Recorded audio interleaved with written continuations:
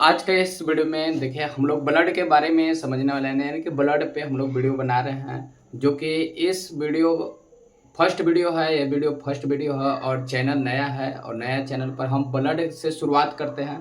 तो आज का टॉपिक रहेगा ब्लड। देखिए जैसे हम लोग ब्लड आता है ना, तो पहले हम लोग जानते हैं ना कि ब्लड के बारे में, ब्लड के पीएच मान ना, ब्लड के अगर पीएच मान की बात करेगा ना, पीएच मान होता है 7 पॉइंट कितना होता है, 4 होता है। ठीक है, ये बेसिक बात है कि ब्लड के पीएच मान 4 होता है।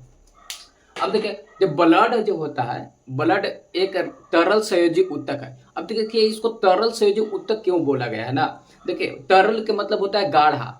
अगर हम लोग के जो रक्त होता है वो क्या होता है, गाढ़ा होता है, इसीलिए इसको हम लोग बोलते हैं ब्लड एक रक्त ब्लड एक तरल संयोजी क्या है, ऊतक है ना। अभी कोई चीज देखिए ऊतक है यानी कि कौन सा ऊतक है, यानी कि संयोजी ऊतक है। संयोजी ऊतक मतलब कनेक्टिंग ना, एक दूसरे से क्या होता है, ब्लड एक दूसरे से, ब्लड के जो सेल होता है ना, एक दूसरे से क्या होता है, कनेक्ट होता है, इसीलिए इसको संयोजी ऊतक में रखा गया है ना। तो ब्लड एक क्या है, तरल संयोजी ऊतक है। अगर देखिए ब्लड की बात करिएगा ना, जब ब्लड के जो सेल होता है, कोशिकाएं जो होता है ना, एक दूसरे से तो चैन के माध्यम से जुड़ा ही रहता है, इसीलिए इसको संयोजी ऊतक बोला जाता है। लेकिन इसका जो सेल होता है ना, एक दूसरे से थोड़ा दूरी दूरी पर होता है। मतलब कि देखिए यहाँ है ब्लड और फिर यहाँ इसका सेल, यहाँ इसका सेल, यहाँ इसका सेल ना, तो ये ब्लड का सेल है, ये भी ब्लड का सेल है, ये ब्लड सेल है, ये भी ब्लड सेल है। और ये जो बीच में जो स्थान आता है इसको हम लोग बोलते हैं, क्या बोलते हैं, दो सेल, जो ब्लड के जो दो सेल के बीच के जो दूरी रहता है उसको अंतरकोशीय स्थान कहा जाता है। इसको हम लोग अंतरकोशीय स्थान है ना, यहाँ होगा अंतरकोशीय स्थान हो गया। अब इसी अंतरकोशीय स्थान को हम लोग मैट्रिक्स भी बोलते हैं ना, क्या बोलते हैं, मैट्रिक्स। इसी स्थान को हम लोग मैट्रिक्स बोलते हैं। अब इसी में होता है प्लाज्मा, जो हम लोग जो आगे चल के प्लाज्मा के बारे में पढ़ेंगे ना, तो इसी में होता है प्लाज्मा। अब प्लाज्मा की बात करिएगा ना, तो देखिए प्लाज्मा निर्जीव होता है, और लेकिन जब ब्लड के जो सेल होता है वो क्या होता है, सजीव होता है ना। तो अब देखिए, अब यानी कि ब्लड में दो चीज हम लोग को मिल गया। जब ब्लड है जो है, ब्लड जो हुआ इसमें दो चीज मिल गया। एक तो हम लोग को ब्लड सेल मिल गया, यानी कि ब्लड सेल मिल गया, एक हो गया ब्लड सेल। अब एक साथ में जब इसको हम लोग बोले, ये जो खाली स्थान है इसको अंतरकोशीय स्थान बोला जाता है, और इसी को मैट्रिक्स बोला जाता है। और इसी में क्या रहता है, प्लाज्मा रहता है, प्लाज्मा रहता है ना। और प्लाज्मा रहता है यानी कि प्लाज्मा भी ब्लड में रहता है, यानी कि प्लाज्मा।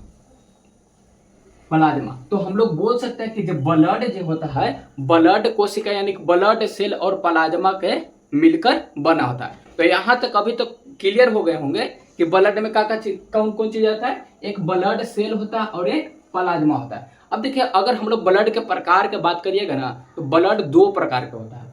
ब्लड कितना प्रकार के, ब्लड दो प्रकार के ना, एक होता है प्लाज्मा, अभी बताए, एक होता है प्लाज्मा और एक होता है ब्लड सेल, जिसको हम लोग हिंदी में रक्त कणिकाएं भी बोलते हैं ना। एक होता है प्लाज्मा हो गया, और एक होता है ब्लड सेल, जिसको हम लोग इसको हिंदी में रक्त कणिकाएं बोलते हैं। अब देखिए ब्लड में जो प्लाज्मा की मात्रा होता है ज्यादा होता है, मतलब कि इस ब्लड सेल से प्लाज्मा की मात्रा का होता है ज्यादा होता है। मतलब इसका कितना मान होता है, 55 से 60% प्लाज्मा की मात्रा होता है। अब बाकी जो 100% में 55 से 60% में बचा ना, यानी कि कितना, अगर 45 से 50% यानी कि 40 से 50 कर सकते, कोई दिक्कत ना होता ना। तो ब्लड सेल की जो मात्रा होता है 45 से 50% का होता है, और प्लाज्मा की मात्रा होता है 55 से 60% होता है। अब देखिए यहाँ जो ब्लड सेल होता है ना, ब्लड सेल भी आगे चल के बढ़ जाता है, कितना भाग में, 3 भाग में बढ़ जाता है। इसको भी अगर हम देखें, अगर बांटेंगे तो ये 3 भाग में बढ़ जाएगा, जिसको हम लोग पहला में इसको में आरबीसी बोलते हैं, और दूसरा में डब्ल्यूबीसी बोलते हैं, और एक जो होता है उसको हम लोग प्लेटलेट्स बोलते हैं ना।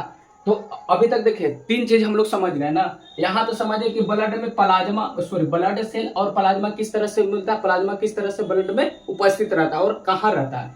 अब देखिए ब्लड के हम लोग जाने कि ब्लड कितने प्रकार के, 2 प्रकार के, एक प्लाज्मा होता है और एक ब्लड सेल। डायरेक्ट यहाँ से क्वेश्चन पूछता है कि ब्लड में यानी कि रक्त में प्लाज्मा की मात्रा कितना होता है, ऑप्शन दे देगा तो आंसर कितना रहेगा 55 से 60%। और ब्लड सेल यानी कि रक्त कणिकाएं की मात्रा कितना होता है 45 से 50%। अब यहाँ से एक और क्वेश्चन बन सकता है कि आरबीसी उपस्थित रहता है प्लाज्मा में कि रक्त कणिकाएं में, तो यहाँ पे आंसर क्या हो जाएगा ब्लड सेल यानी कि रक्त कणिकाएं में ना। तो ब्लड सेल कितने प्रकार के 3 प्रकार के, कौन कौन, आरबीसी, डब्ल्यूबीसी और प्लेटलेट्स।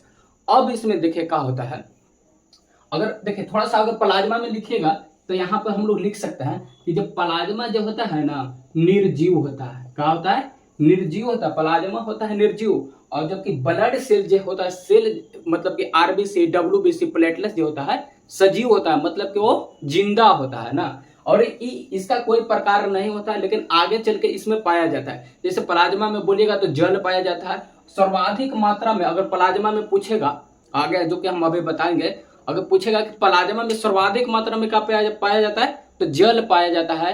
और फिर उसमें ग्लूकोज भी पाया जाता है, विटामिन भी पाया जाता है और तरह तरह के मतलब एमिनो एसिड भी पाया जाता है ना, और प्रोटीन भी पाया जाता है। अब हम लोग प्लाज्मा को तोड़ने वाले हैं ना। अब देखिए ब्लड में जो प्लाज्मा जो होता है, ब्लड में क्या होता है प्लाज्मा। अगर हम लोग प्लाज्मा के अभी बताया कि 55 से 60% होता है, अगर 55 से 60% को अभी हम यहाँ पे 100% मान लेना, देखिए 100% मान ले रहे हैं उसको।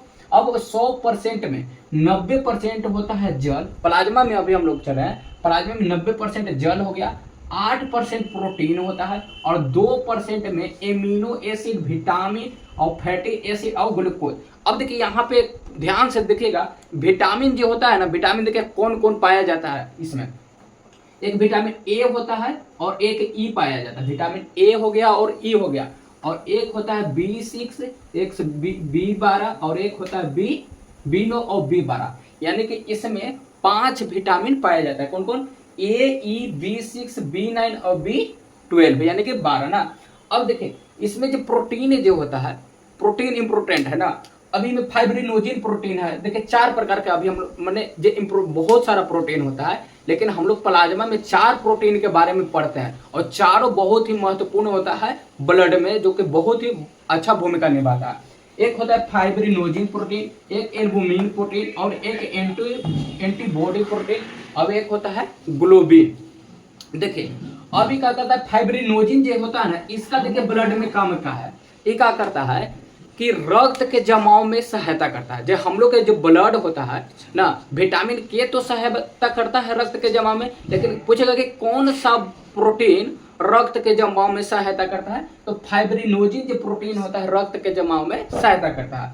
अब एक होता है एल्बुमिन प्रोटीन। एल्बुमिन प्रोटीन जो होता है ना, ये क्या करता है प्रसारणीय जो दाब होता है, जिसको हम लोग इंग्लिश में ऑस्मोटिक प्रेशर बोलते हैं, ऑस्मोटिक प्रेशर को क्या करता है नियंत्रण करके रखता है, कौन, एल्बुमिन प्रोटीन। तो यहाँ से एक और क्वेश्चन बन सकता है, प्रसारणीय दाब को नियंत्रित कौन करता है, कौन सा प्रोटीन करता है, तो एल्बुमिन प्रोटीन।